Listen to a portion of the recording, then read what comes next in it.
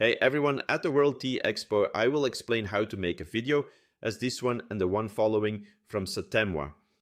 At Satemwa, every cup of tea begins with skill, dedication, and craftsmanship.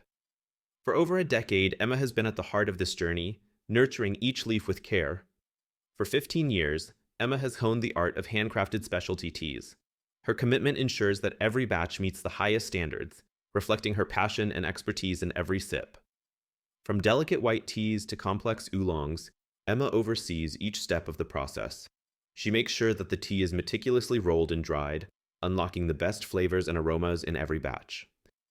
Creating Satemwa's signature specialty teas is more than a process, it's an art form. Emma's deep understanding of oxidation, rolling, and fermentation transforms fresh leaves into exquisite tea pearls. On a daily basis, Emma engages in tasting and evaluating tea.